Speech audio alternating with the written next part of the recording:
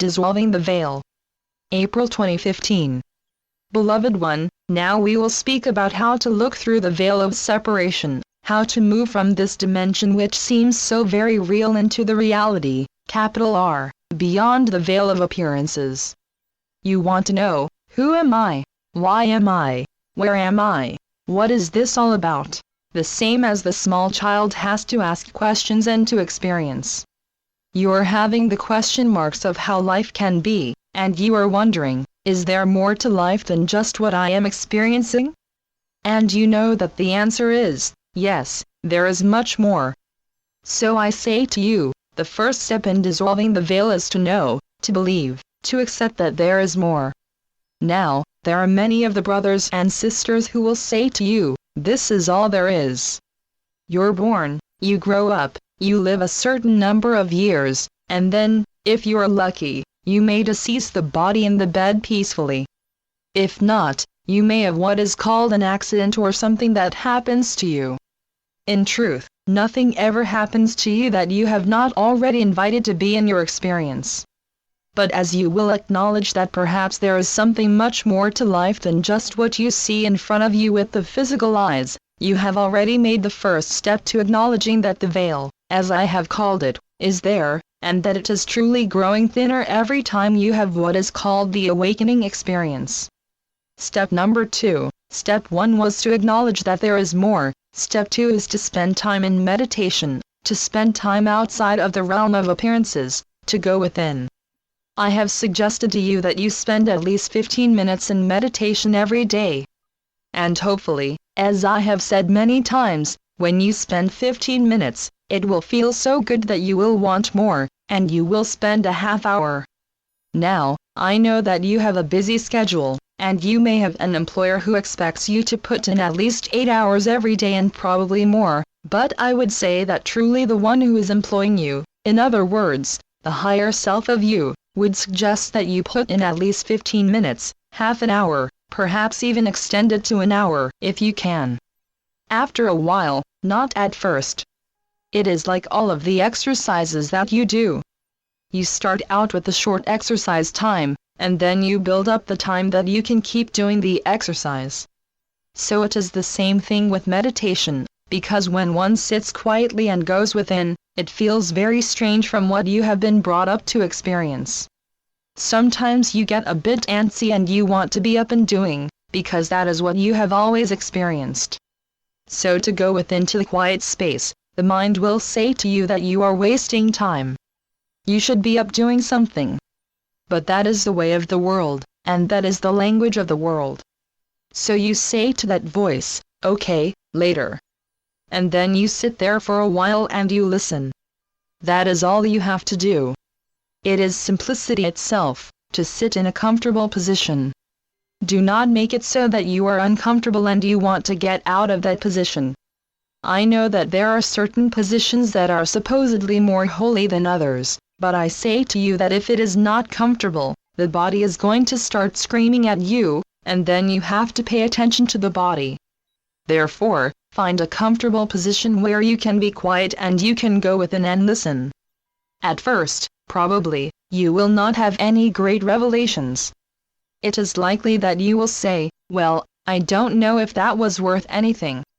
Nothing really came to me, except I thought about my cousin Harold, and I thought about my great-aunt, and I thought about my friend who is going through a certain adventure or challenge. Many ideas and thoughts, visions, run through the mind at first. That is okay. Do not try to stop those ideas and those thoughts, because when you do, you will be focusing on trying to stop all the ideas, and the mind will get very, very busy. So allow all the thoughts to run through. Do not spend overtime with them, but allow them to run through. Allow the mind to exhaust itself, and then you will reach the quiet place. The first few times, maybe even more than a few, when you try to do this, you will have a lot of different ideas and thoughts that want your attention. So do not get short with yourself. In other words, allow.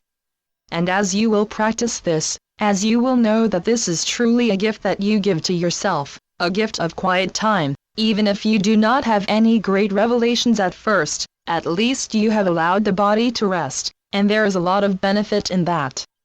Later on you may find that you will hear a voice or you will know an idea.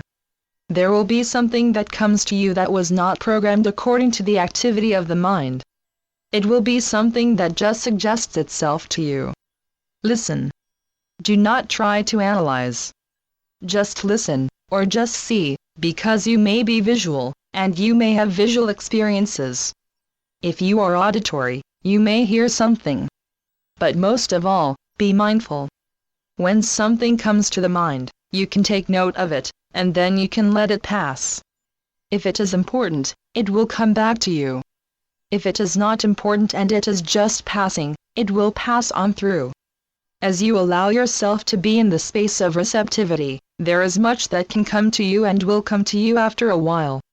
At first, it is like with anything new, it will feel strange. It will feel like, why am I spending time doing this when I could be up doing something else? But as you allow yourself to go deeper within the quietness and the quiet voice, there are revelations of new worlds that come to you. At first, new worlds, and then later on there will be the empty space, the space of just healing, the space of just knowing, the space that does not have to get filled with thoughts. You will abide there for some time, and it will feel very good. When you have achieved the feeling of no thought, no questions, just being empty and feeling comfortable, you are moving through the veil that you have set up for yourself, the veil that says, this is all there is, just the appearances, just all of the activities that my friends and I are going through. You have set an experience for yourself which is more important. You have experienced the place that is beyond the knowing of this, lowercase r, reality. When you are in the space of what seems to be emptiness, and yet is as outer space, which you call deep space between all of the universes and solar systems, you are going into what feels to be unknown territory, and yet it is a state that you know well. It is a space of love, a space where you find yourself accepted in love. You may bring into that space an idea of someone else, but in truth, it is love of self, the holy self that you are, and you will feel an overwhelming sense of happiness, of joy, of okayness. Now, as I have said, do not be short with yourself. If it does not come within the first day, week, month, do not say, oh, well, I tried it, and it didn't work. That is often what I see with ones. It takes a certain bit of discipline, a certain space of saying, yes, this is worthwhile. I will persevere with it. I will share with you that it is worthwhile. It was something that I knew when I was a small one, and yet it was something that I had to renew in my experience. I was very fortunate in that I had parents, friends, and teachers who knew the value of very quiet, deep meditation. They said to me, even when I was at a young, active age, that it is okay just to be quiet. Now, young ones do not really like to be quiet. They like to have attention right away, and they like to experiment with the voice. So, as I have said, do not be short with self. Do not be impatient. Know that truly it is a prize worth gaining. I know that you are not taught this in your world. Your world says that you must do, you must achieve, you must be active. But, in truth, I say to you that the important thing that you will take with you after you have released the body is a knowing of the love that you are held in all of the time. For truly, when you go to your own light as you release the body, you go to love, and love is waiting all the time for your acceptance. Love is waiting in that meditative state and wants to gift you with the feeling of acceptance, the feeling of worthiness that the world does not know. In that space you will find your true self. After you have been in that space for some time, and it may take a while or it may not, so I will not say to you that it takes 1 month or 1 year. It takes doing, practice, abiding in the quiet space. And then after a while you will find your true self that goes beyond any appearance, any description.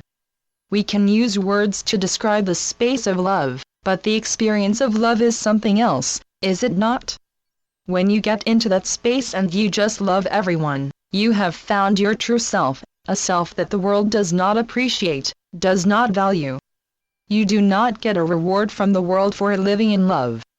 Just the opposite is true, as you see your world in this day.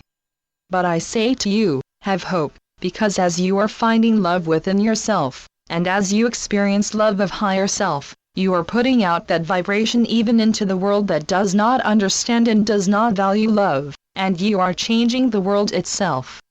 There is coming a time when you will remember, and the brothers and sisters will remember, how it feels to live in love.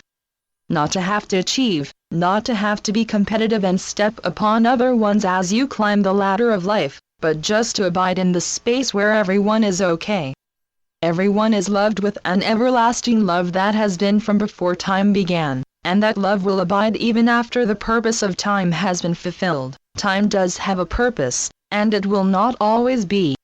There will come a time, outside of time, when you will no longer need the concept of time and the constraints that time puts upon you, when you will just be the divine self that you are, in love, accepted for who and what you are, the divine self.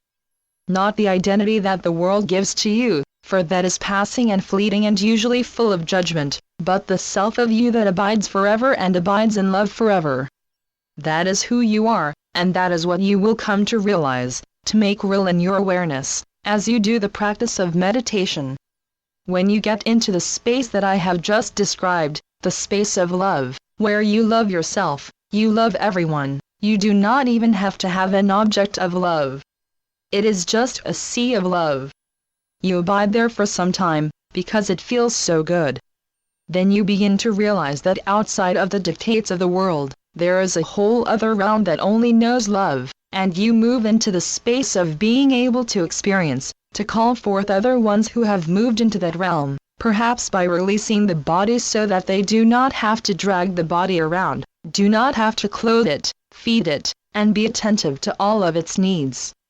They find themselves to be in a space of great love. That is why you have heard stories of ones who have had the near-death experience, where they did not want to come back to the human lifetime, because love felt so good, and yet they knew that there was something remaining in the world, in the experience of humanness, that they either wanted or felt that they had to fulfill. In the space of great love, you can commune with anyone that you want to communicate with, loved ones who have gone on, as it is called, and yet they go nowhere away from you or apart from you. They are in a great space of love as they open themselves to it. There you will find masters from other times, ones of whom you have said, if only I could have a short visit with them, someone you have admired, a teacher perhaps. You can do this in the time of meditation even while you are allowing the body to function. When you are in the space of very deep meditation, the body knows how to take care of itself. The heart will keep beating. All of the organs will do exactly what they are supposed to do. The blood will keep circulating. The digestive system will keep on digesting. And then when you come back to the awareness of the body and have to do something with it, it will be waiting for you, although as a footnote to that, there are great masters who have gone into very deep meditation and have decided that they did not want to reactivate the body, so they did not need to. But that is the exception, and that is not what is going to happen for you. So you do not have to feel that if you get very deeply into meditation and forget your reality, that then everything is going to dissolve. That will not happen for you. You will always keep a small, what you call the silver cord, the attachment to the body, until you are finished with the body. The body is always voluntarily given up. It is never taken from you, although there may be great persuasion given to you as in ones who are in the activities of warfare. You have stories of ones on the battlefield who will not give up the body, because they are choosing not to do so, although the brother next to them may lay down the body, and the brother on the other side may lay down the body. It is always a choice. It has been said to you, and it is a great truth, that when ones release the body, they take unto themselves the appearance of how they were in their prime. Not how they were in the last few weeks before they release the body, which may have been most tragic looking, but they appear as when they were in their prime. If you only knew them the last few weeks before they release the body, then at first they will show you that appearance. Often they remember when they have been quite joyful, quite alive, because they are, the same as you are, and they will be in the prime of life, the spirit life, not fearing. You see, one of the things that wears down the body, and also the person, is fear, worry, thinking that you have to do whatever the employer has said to you, whatever the fears have said you have to be, whatever the parents have said to you in your growing up time in that you had to be a certain way. Stand up straight, put the head up, never look down, never look back, etc. All of the things that are quote-unquote good for you. But in truth, sometimes all of the disciplines of growing up can be a bit wearing on the spirit. That is why I remind you from time to time to become as the little child, the small one who is excited about life, who is very much out there in life. Life is all there is, and they want to know more about it. You want to know more about the ongoingness of life. You want to know, how do I work with the body? How do I make it become the way I want it to be? In truth, you are always functioning in the body as you see it to be possible. This is not said as a judgment. If you have a condition that you are working with, it is not said as a judgment. It is said as a truth. Your body responds to what you tell it. As you are happy and you love your body, it will love you. You are the one, the creative force that is activating the body. You are in charge. Now, I know the bodies sometimes speak back to you and say, well, that's a big laugh. Do you think you are in charge? I'll show you, and then you get a pain in the ankle or a pain in the midsection, or, woe is me, a pain in the head. And you respond. You respond out of habit. So I am saying to you, when you are in the space of great love, you will love your creation. You will love your body, and it will feel different for you. It does not happen all at once, usually. And as I have said, I was very fortunate, and you have been very fortunate in other lifetimes where you have grown up in a spiritual community that accepted you as the small one, knowing that you are the divine energy which activates your creation, the body. When you allow yourself to come very deeply into a meditative experience and you feel yourself to be all love, nothing but love, nothing that has to be analyzed, nothing that has to be described, does not have words attached to it, you have then for yourself the opportunity to speak with anyone anywhere any time of any of the ages of Holy Mother Earth and the planetary beings that you have been in other incarnations or non-incarnations, to go back and reevaluate yourself in the other lifetimes, to regroup, as it would be, all of the other lifetimes, incarnations, and non-incarnations of experiences, and you will find yourself to be very wealthy. You may connect with what has been termed in this time the ETs. You will find that, oh, my goodness, I had experience as an ET, but I didn't know I was an ET. I was just a being. I was a consciousness. But others, perhaps, would describe me as an ET, because at that point I was not living on Holy Mother Earth. Truly you have been the small protozoa. You have been the fish that swam in the sea. You have been the four-footed ones.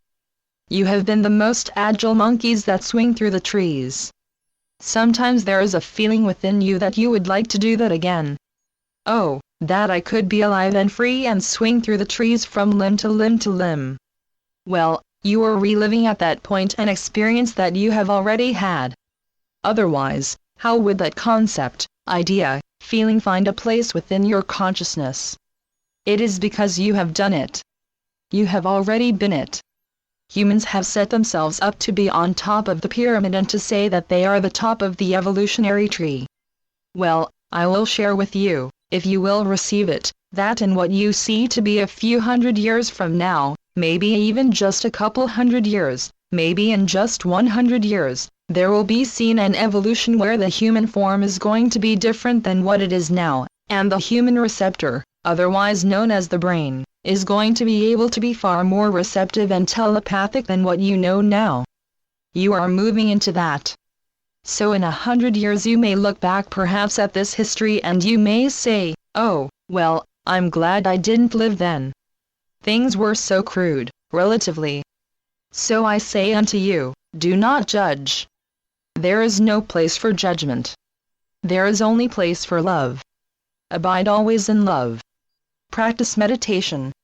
Connect once again with the allness of you, and the veil will be no more. So be it. Yeshua ben Joseph, Jesus.